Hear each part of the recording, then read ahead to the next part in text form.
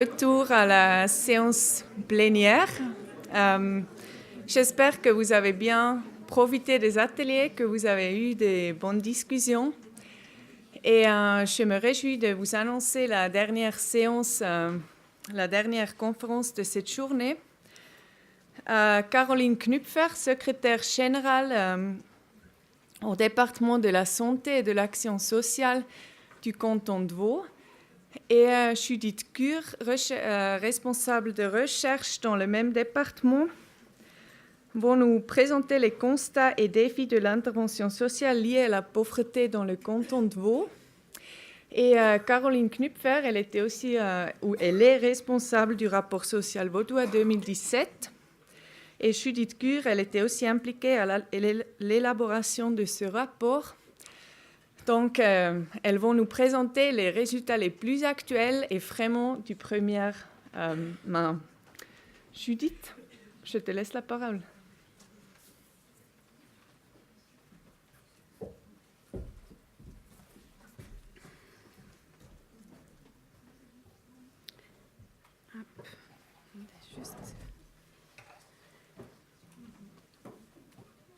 Alors, je vous remercie d'être revenu, de ne pas avoir cédé à la tentation de rester sous le beau soleil dehors.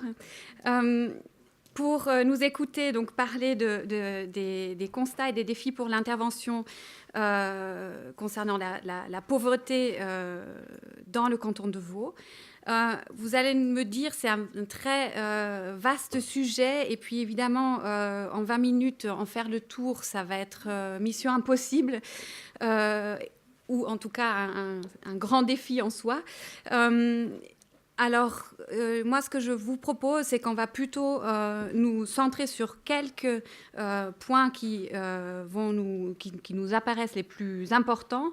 Alors, de manière tout à fait, excusez-moi, j'ai un peu...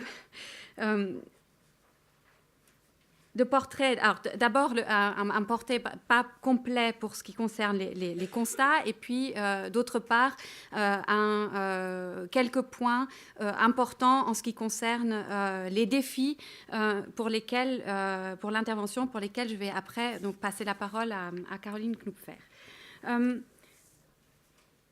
Avant de vous présenter les constats, quelques constats, alors vraiment très brièvement, je me suis dit que ce qui serait important, c'était de vous présenter les questions desquelles il découle finalement, et puis qui sont les questions qui nous ont animés ou qui nous animent aussi pour produire ces résultats au secrétariat général du TSAS.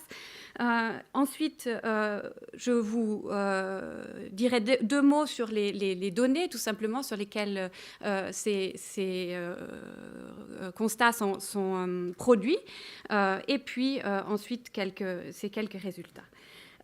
Ensuite, Caroline Knüpfer va vous parler des défis pour l'intervention qui découlent, alors d'une part des évolutions de la pauvreté, et puis mais aussi d'autre part des défis qui sont liés à d'autres types de facteurs comme le système de protection sociale lui-même, le contexte politique, etc. D'abord, donc, les questions, la pauvreté, j'ai appelé ça la pauvreté dans le canton de Vaud en question. Alors, les questions, évidemment, qui sont promues, auxquelles on s'intéresse au département de la santé et de l'action sociale, sont évidemment des questions plutôt tournées, je dirais, vers un intérêt pour l'action, hein, des questions qu'on se pose pour agir. Alors, elles sont, on pourrait dire, de deux ordres. Il y a d'abord les questions qui concernent l'ampleur, tout simplement, le chiffrage du phénomène. Et puis, évidemment, il y a les questions qui sont plutôt liées au mécanisme de production de la pauvreté. Alors, pourquoi est-ce que ça nous intéresse? Évidemment, l'ampleur en soi, c'est l'établissement des statistiques, suivi des évolutions du phénomène, mais c'est aussi et c'est quelque chose de plutôt nouveau pour nous en tout cas, la possibilité de pouvoir produire des mesures de l'impact de l'action produite, de la chiffrer. Ça, c'est du côté de l'ampleur. Et puis du côté des mécanismes, évidemment, c'est l'idée de pouvoir mieux comprendre les causes et pouvoir agir pas seulement sur les conséquences, et être dans la mesure du possible plus proactif que seulement courir derrière le phénomène. Alors, pour vous parler rapidement, la question de l'ampleur, je voulais juste la situer. Elle est, comment dire, c'est toujours très délicat et je voudrais que vous ayez juste ça en tête quand je vais juste présenter ces quelques chiffres. Évidemment, l'ampleur du phénomène, ça dépend des définitions qu'on met en œuvre de la pauvreté, évidemment aussi des seuils qu'on va retenir. Si on a, par exemple, un seuil qui est relatif, alors par rapport à, par exemple, au revenu médian, s'il évolue, évidemment, voilà, il y a, le revenu médian évolue, alors évidemment, le seuil de pauvreté va évoluer en même temps, et puis on n'aura pas le même chiffrage que si on se réfère à un seuil absolu qui va, lui, rester stable et donc montrer une évolution différente. Ce qui importe donc du point de vue de la production de ces données, c'est évidemment diversifier plutôt les mesures que d'en avoir qu'une, avoir des approches un peu comparées, pouvoir être en mesure de pouvoir montrer les évolutions et non pas seulement d'avoir une seule mesure. Et puis, alors ce que je voulais vous dire là-dessus aussi, c'était de dire qu'évidemment, c'est plus vite dit que ce n'est fait. C'est une question très exigeante que de pouvoir produire des mesures de l'ampleur de la pauvreté au plan cantonal, parce qu'il faut tout simplement avoir des données qui soient capables de répondre de manière fiable à cette question de l'ampleur.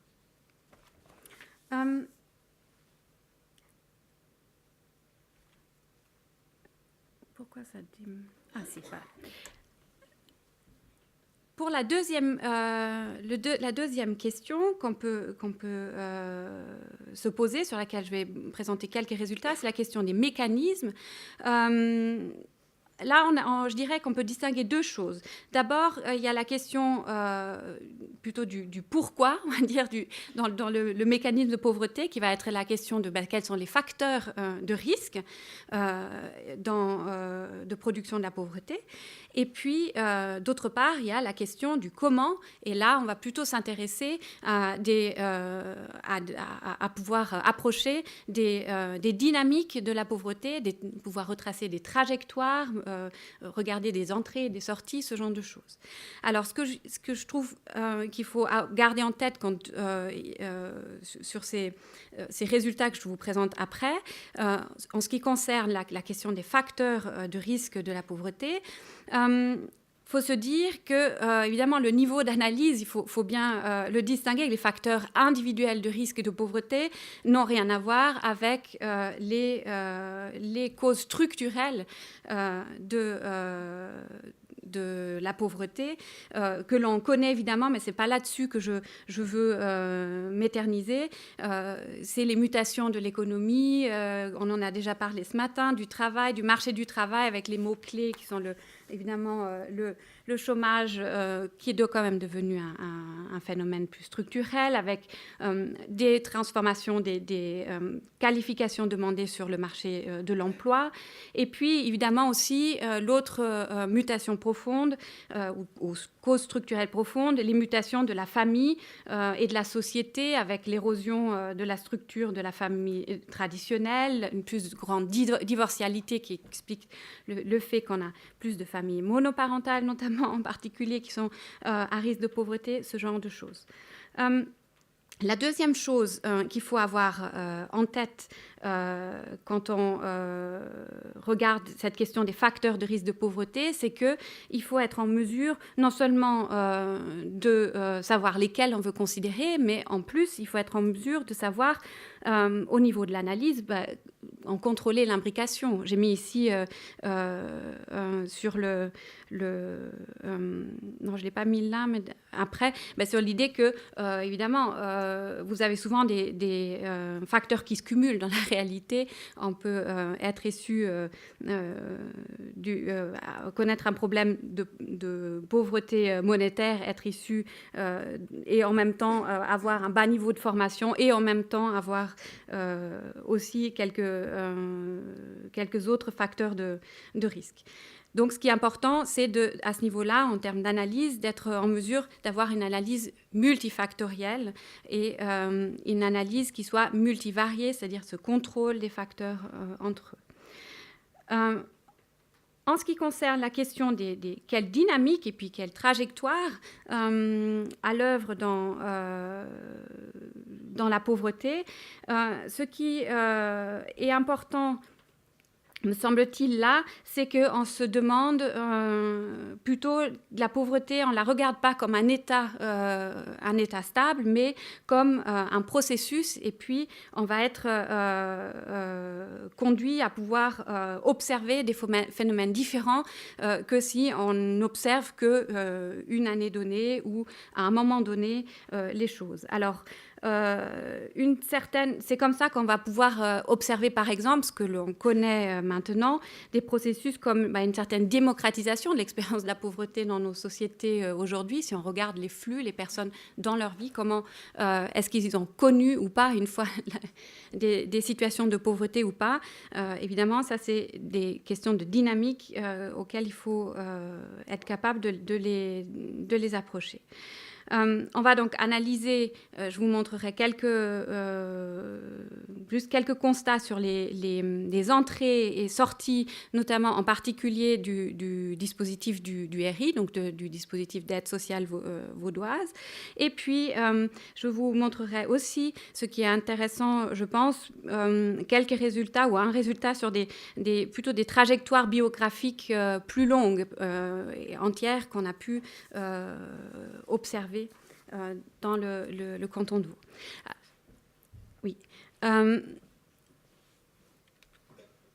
Je vous présente juste rapidement les données, des questions de données sur lesquelles on s'est appuyé. Alors, je voudrais juste vous présenter une chose.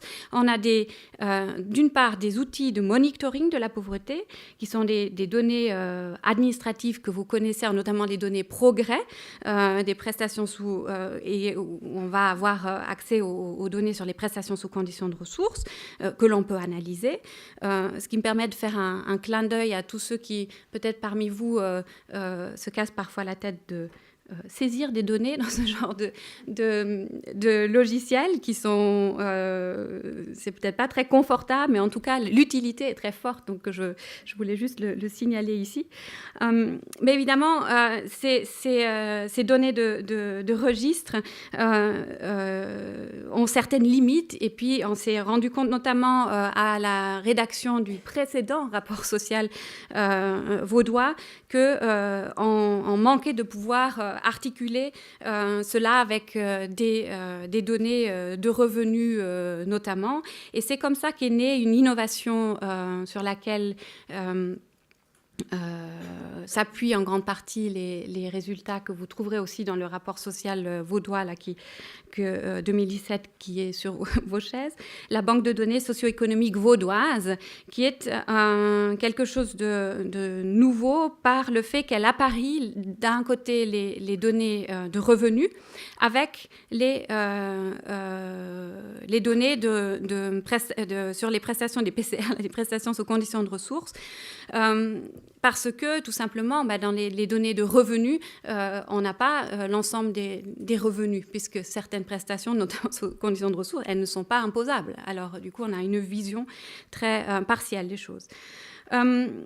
Je signale juste ici le fait que ça a donné lieu à une importante collaboration avec Statistique Vaud et que voilà, c'est pas quelque chose qui seulement on peut se réclamer du côté du ZAS, juste pour contextualiser cela. La force de ces données de registre, c'est évidemment qu'elles sont exhaustives et fiables, mais la limite, c'est qu'elles ne comportent pas toujours toutes les informations dont on souhaiterait disposer. Notamment, on ne connaît pas des choses importantes qui ont été évoquées ce matin, des questions de santé, tout simplement, des personnes. On ne connaît pas les conditions de travail, ce genre de choses échappent à ce genre de données. C'est pourquoi on s'est mis à développer un peu plus en amont quelques travaux de recherche au secrétariat général du ZAS. Je vous en parle parce que c'est des choses dont je vais vous parler qui ont permis de produire quelques résultats. La première chose, c'est un projet de trajectoire d'étude des trajectoires de pauvreté dans le canton de Vaud qui a été initié en 2012. C'est tout simplement un projet qui repose sur un ajout d'un échantillon additionnel de ménages vaudois à une grande enquête qui existe déjà par ailleurs. Et dans cet échantillon, on a surreprésenté des ménages de conditions financières modestes, de sorte à pouvoir les suivre dans le temps, parce que l'enquête interroge les personnes et les ménages dans lesquels ils vivent chaque année.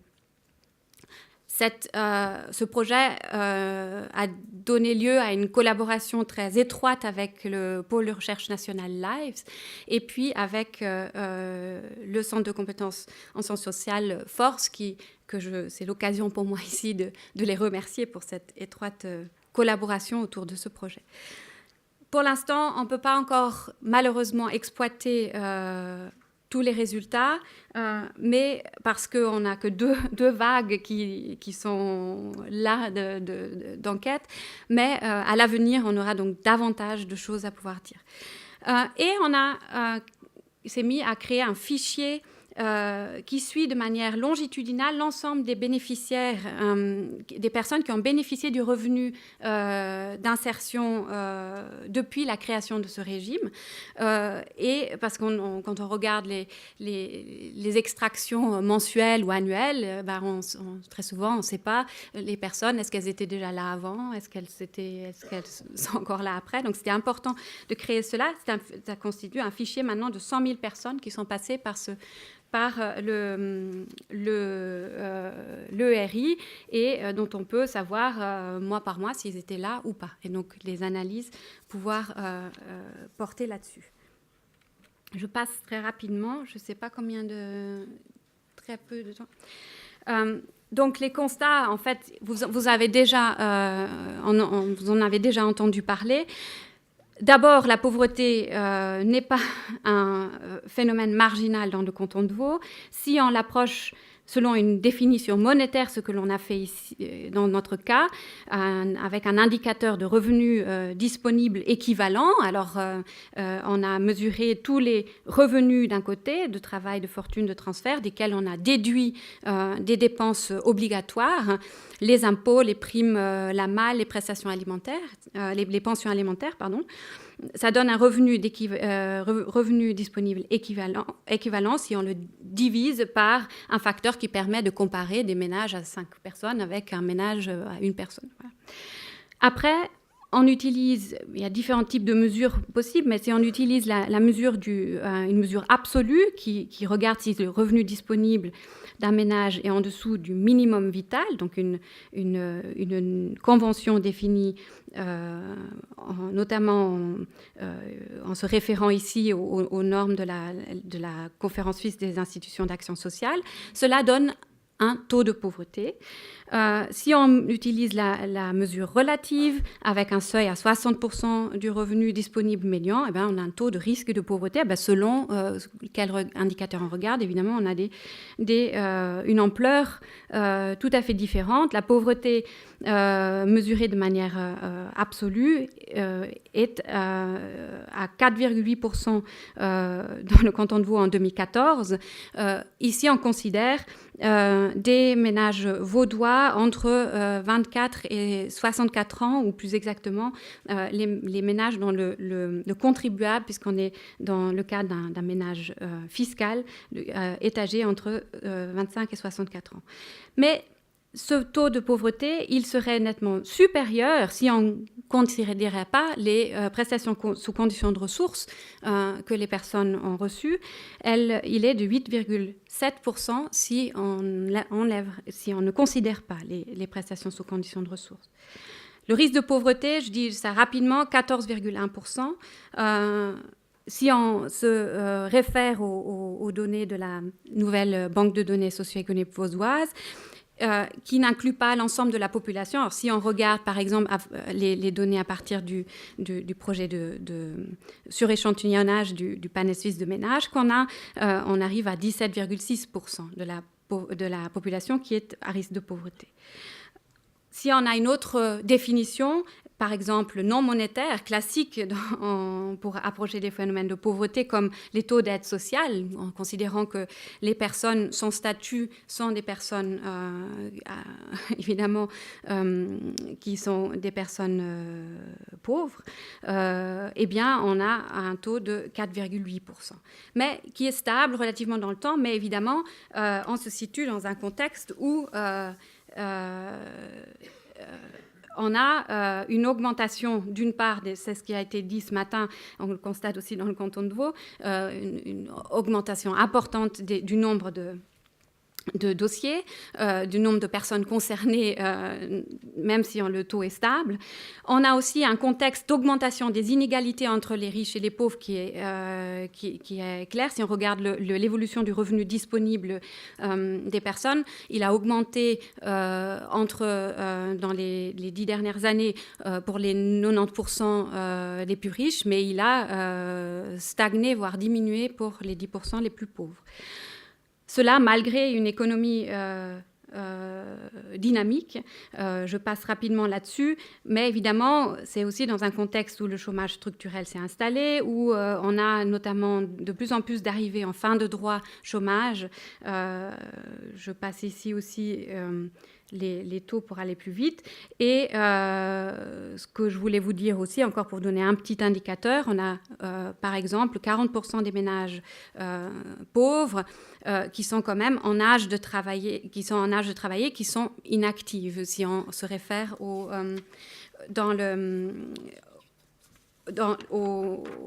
panel, aux résultats de notre enquête. Les facteurs individuels de risque de pauvreté, vous les connaissez, on a étudié on a considéré les facteurs connus, d'une part, la formation, la situation familiale et professionnelle, le facteur migratoire. Ensuite, on a pu étudier aussi, intégrer dans la mesure multivariée la santé, pour une première fois, pour un indicateur auto-évalué d'indicateurs sur la santé. Et puis, on a intégré dans le modèle des facteurs comme dont il faut tenir compte, le fait qu'un adulte dans le ménage est en formation ou il y a un enfant qui est présent dans le ménage. Alors, on a regardé du coup la probabilité d'être pauvre ou pas, quelle est l'influence propre de chacun de ces facteurs, et puis on constate que l'effet propre existe pour tous ces facteurs connus, et on est aussi dans le constat que la santé en tant que telle joue aussi un rôle important, toutes choses égales par ailleurs. C'est-à-dire que ce n'est pas l'idée qu'on est concerné par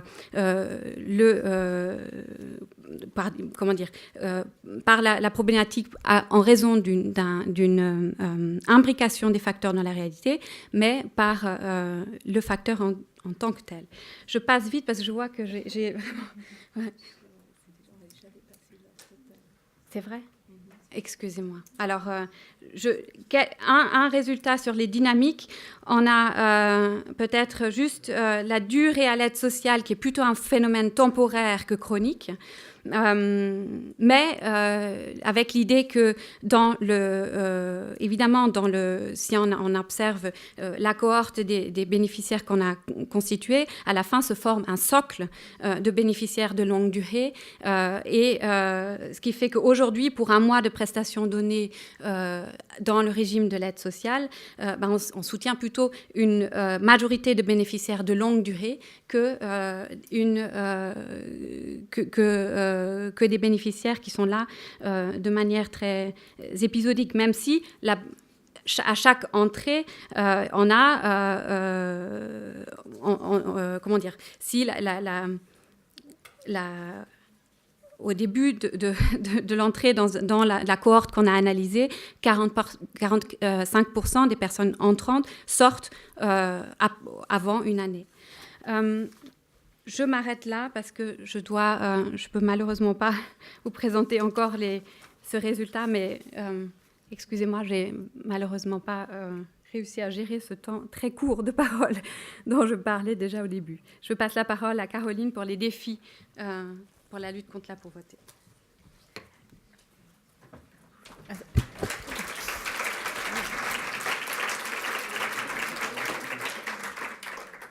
Je suis navrée, je vais essayer d'être bref, mais ça va être un tout petit peu difficile, donc je comprends si vous devez partir. Il n'y a pas de souci après une longue journée de congrès. Après que Judith Kur a posé les différents constats sur la pauvreté, je vous invite vraiment à regarder le rapport social. Il y a aussi un petit dépliant avec des chiffres clés, et puis on est à disposition si vous avez des questions, parce qu'elle aurait eu encore quelques graphiques à vous présenter. Mais on nous a demandé de réfléchir à partir de ces constats aux défis qui se posent donc pour l'intervention. J'aimerais juste dire 2 mots. Si on parle d'intervention dans le champ de la lutte contre la pauvreté, on ne se limite évidemment pas aux acteurs de mise en œuvre des politiques publiques, mais ça comprend également les personnes qui sont actives au sein des organismes privés de lutte contre la pauvreté, ou encore des initiatives plus citoyennes ou bénévoles. Et par lutte contre la pauvreté, nous entendons au niveau du TSAS, de ma section, toutes les mesures qui visent la couverture du minimum vital, d'une part, donc le problème de la résolution du problème monétaire de lutte contre la pauvreté, mais également des mesures de participation sociale qui ont comme objectif l'émancipation de la personne et qui visent à ce qu'elle puisse retrouver une autonomie. Si on parle avec les termes de Amartya Sen, c'est l'idée d'aider à ce que les gens puissent augmenter leur marge de manœuvre. De ces différents constats, on peut essayer de catégoriser 4 défis, des défis qui sont liés à l'évolution des phénomènes de pauvreté, des défis qui sont en lien avec notre système de protection sociale, des défis qui se posent en termes de connaissances et d'evidence-based action, c'est ce qu'on essaye de promouvoir au niveau du canton de Vaud, et des défis qui sont liés au contexte politique, économique et administratif. Alors tout d'abord, les défis liés aux évolutions de la pauvreté. Le taux de pauvreté, on l'a calculé pour la première fois pour le canton de Vaud, mais si on regarde les différents dispositifs de lutte contre la pauvreté, le RI, donc le revenu d'insertion dans notre canton, les prestations, les prestations complémentaires pour famille, les subsides, on constate que les taux ont partie augmenté, d'autres sont restés stables, mais même des régimes qui connaissent des taux stables doivent faire face à une augmentation en termes absolus du nombre de bénéficiaires, parce qu'on a une évolution démographique forte dans notre canton, une évolution qui est plus forte qu'ailleurs d'ailleurs. L'accroissement numérique des personnes qui ont besoin d'aide se répercute évidemment sur des besoins de ressources supplémentaires. Dans notre canton, ça signifie qu'on doit, si on veut engager plus de monde, généralement, on doit passer au niveau politique pour demander des ressources supplémentaires, donc au moins passer par une demande au Conseil d'État, ce qui n'est pas simple. Le Conseil d'État, et parfois c'est le Parlement, ils analysent la demande sous l'angle financier. Et il est plutôt rare que l'octroi des ressources supplémentaires suive proportionnellement l'augmentation du besoin. Donc au niveau intermédiaire, au niveau d'intervention, une des conséquences est que la charge du travail augmente. Et très souvent, cela se répercute sur les processus de prise en charge. Et une des tendances qu'on peut observer aussi chez nous, c'est que parfois on doit intervenir de manière plus sélective.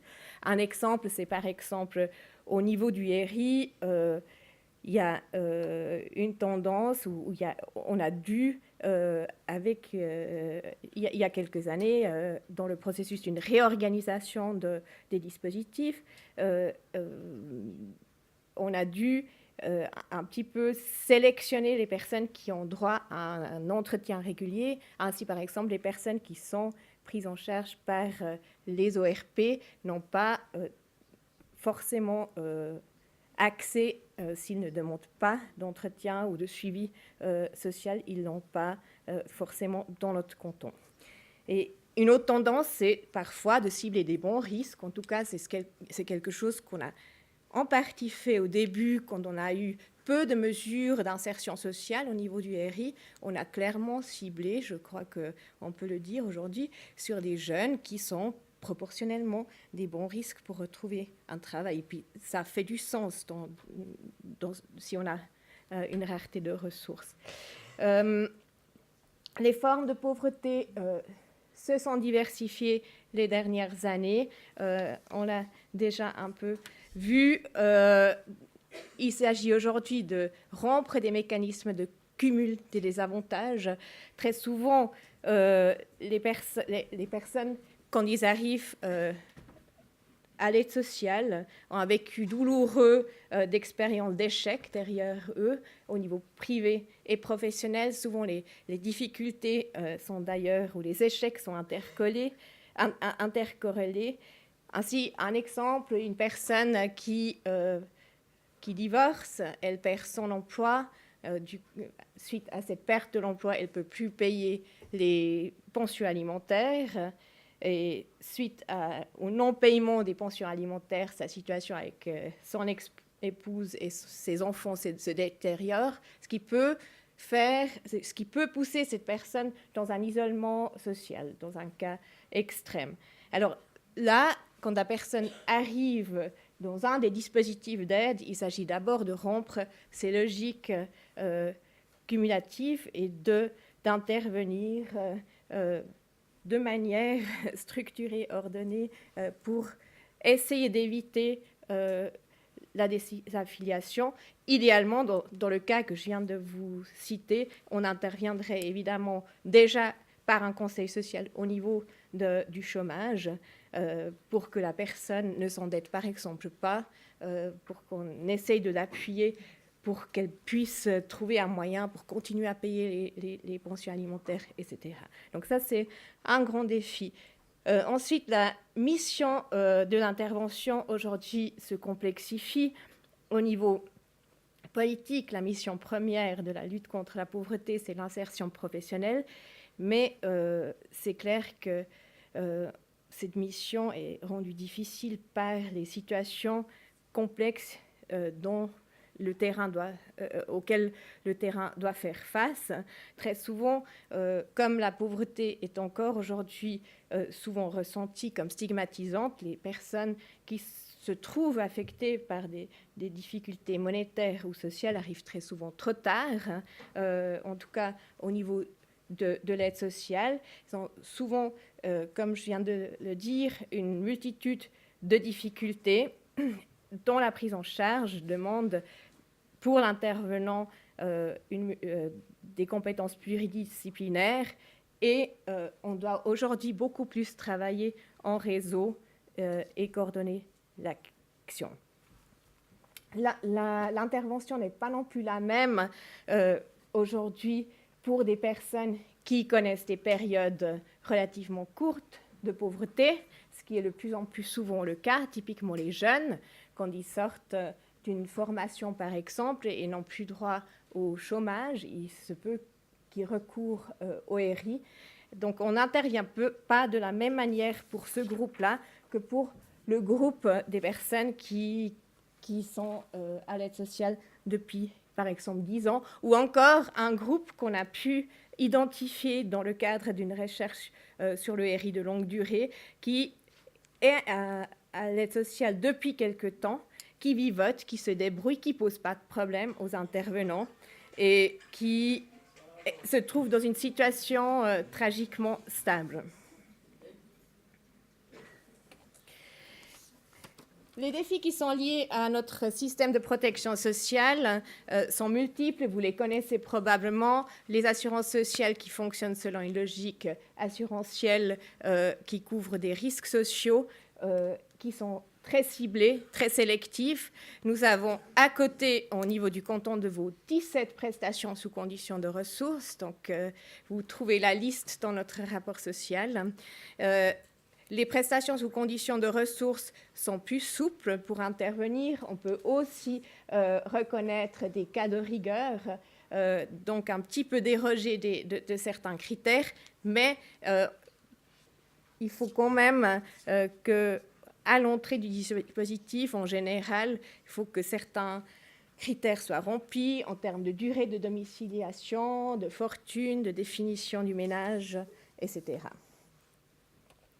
Je passe, j'ai parlé déjà un petit peu de la logique de ciblage. Quand on a beaucoup de dispositifs avec des critères étroits, il va de soi qu'il existe un risque de phénomène de transport des publics entre les dispositifs. Par exemple, nous connaissons les prestations complémentaires pour famille.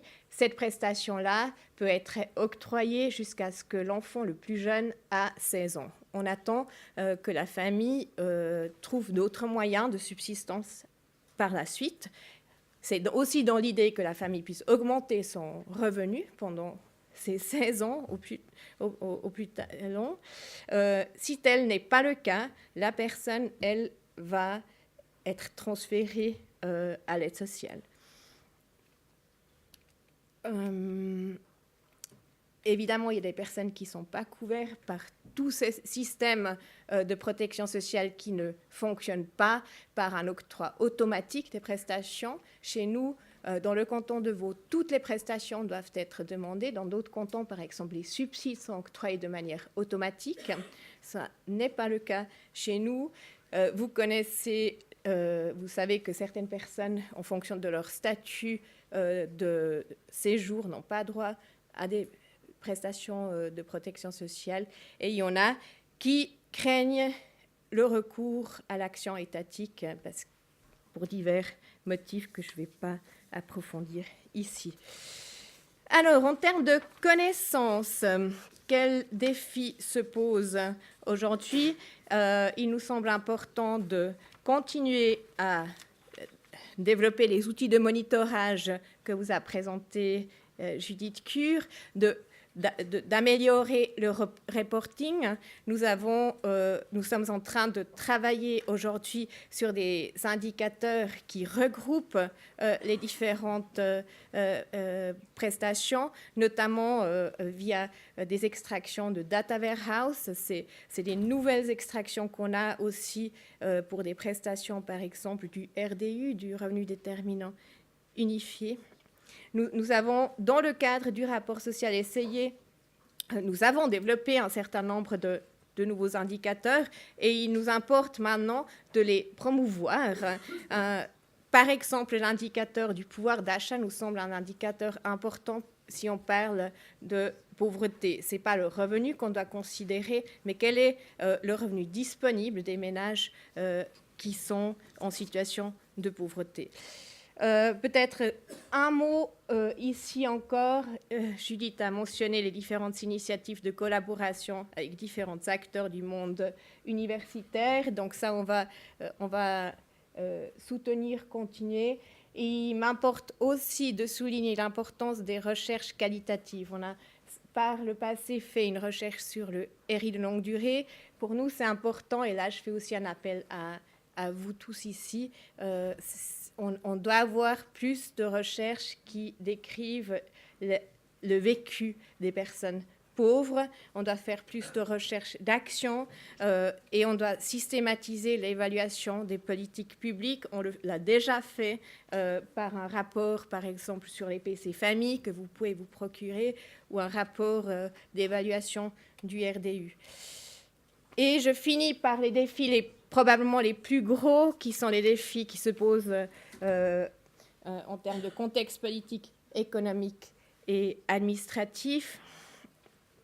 Il importe pour nous, et on essaye de le faire, donc d'innover, de trouver des solutions novatrices au niveau des méthodes et des démarches, malgré une pression financière qui existe chez nous comme ailleurs, et puis des impératifs politiques. Monsieur Maillard vous parlera demain des différentes initiatives qu'on a pu, ou des différents programmes et projets qu'on a pu développer au cours de la dernière législature. Notamment, on a souvent utilisé l'outil des projets pilotes qui permettent d'expérimenter une nouvelle démarche et ensuite de l'évaluer et éventuellement de l'implanter. Nous sommes également très préoccupés à simplifier les prestations pour rendre plus efficace, plus lisible et plus accessible l'octroi ou l'accès aux prestations sociales. On essaye de réfléchir à des moyens pour faire moins de contrôle, par exemple, mais vous pouvez vous imaginer, c'est des projets qui sont compliqués au niveau très complexe déjà réalisé et demande une grande validation, une validation politique, ce qui n'est pas toujours simple en termes de processus. Il importe de poser un regard sur les causes structurelles et les facteurs individuels de la pauvreté. On ne peut pas se limiter qu'aux facteurs individuels. Je crois que c'est aussi important que comme personnes qui travaillent dans le domaine des politiques sociales, on intervient dans les débats sur le chômage, par exemple, ou sur les problèmes de santé dans notre société, et qu'on explique quelles sont les conséquences sur les personnes les plus défavorisées. Il importe pour nous aussi de soutenir les organismes qui œuvrent en milieu ouvert, qui ont d'autres approches, qui sont plus souples dans l'intervention et qui apportent un complément à ce qui peut se faire au niveau des politiques publiques classiques. Et je finis par un appel à tous les intervenants et intervenantes du terrain. Il importe vraiment de se rappeler que les décideurs, les politiciens et l'administration ont besoin de vous pour connaître les problèmes du terrain. Donc il faut les remonter au niveau de vos hiérarchies et nous informer. Et je crois que la collaboration est importante. Nous avons aujourd'hui, ici même, avec ce congrès, un bel exemple de dialogue et d'échange entre différents niveaux d'intervention. Merci beaucoup.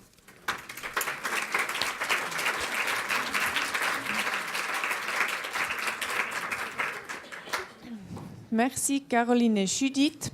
Je propose qu'on s'arrête ici. S'il y a encore des questions, je suis sûre que Judith et Caroline ils sont encore là pour quelques minutes. Et comme vous avez déjà vu, peut-être vous trouvez devant les portes, sur les tables, le rapport social vaudois à votre disposition. Et oui, bon, le but de ce jour aujourd'hui était d'appréhender les différentes chambres de tension et les défis par rapport à l'intervention sociale. Et les conférences du matin, les ateliers, et maintenant Judith et Caroline, ils ont ajouté une autre pièce à ce puzzle. Et donc, je pense qu'on est bien préparé pour discuter demain les dispositifs et les outils pour faire face à ces défis qu'on a identifiés ici, aujourd'hui. Bon, merci pour votre attention et bonne soirée.